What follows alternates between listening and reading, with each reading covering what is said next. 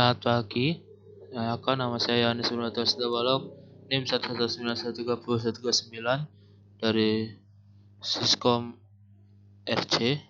Saat ini saya akan menjelaskan tentang sampling. Sampling itu merupakan perubahan sinyal waktu kontinu XAT menjadi waktu discrete XN. Nah, proses awal sampling itu dari waktu kontinu disampling menggunakan sampler yang berupa saklar elektronik. Proses on-off-nya dapat dilakukan setiap waktu tertentu. Nah, seperti ini ilustrasinya. Ini ada analog sinyal, lalu ada saklarnya. Kemudian dari ini sinyal analog tadi XAT ini diubah menjadi sinyal discrete XANT. Ini bentuknya, perubahan sinyalnya sebelum diubah menjadi discrete. Jadi ini masih berbentuk sinusoidal lurus. Lalu ini setelah diubah discrete menjadi sinyal kotak-kotak yang juga bisa berbentuk sinusoidal. Dari sini kita bisa mengetahui bahwa Fs itu lebih bisa sama dengan 2F maksimal dari sinyal informasi. Contoh soal. Di sini ada dua buah sinyal. X1T itu sin 2 rho 10T plus Q.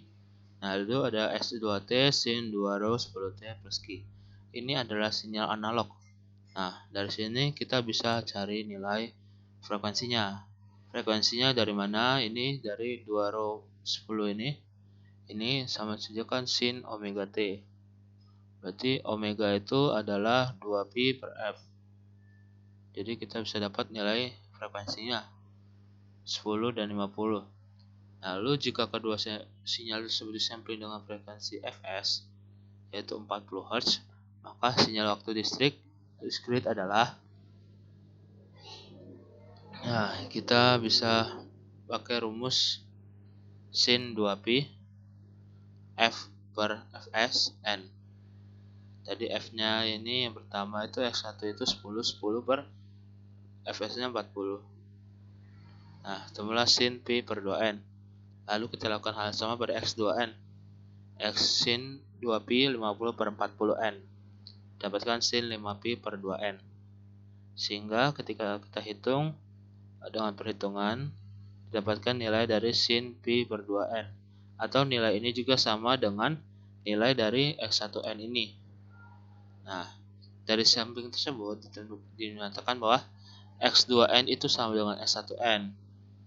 Nah, jadi mereka itu identik atau alias dari frekuensinya. Ditunjukkan oleh frekuensi samplingnya. Nah, di sini ada gambarnya. Ini bentuk dari sebelumnya. Lalu ini ketika dijadikan discrete.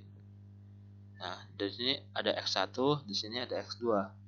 Nah, mereka sama-sama diubah menggunakan sampler dan terlihat bahwa hasilnya sama bentuknya.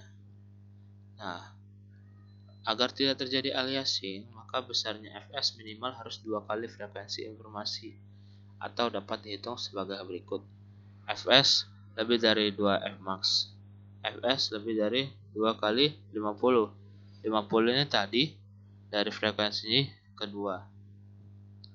Nah, lalu kita kalikan, jadi Fs haruslah lebih dari 100 Hz.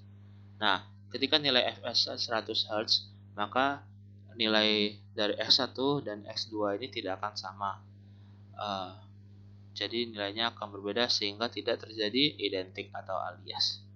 Sekian untuk penjelasan mengenai sampling. Terima kasih. Selamat siang.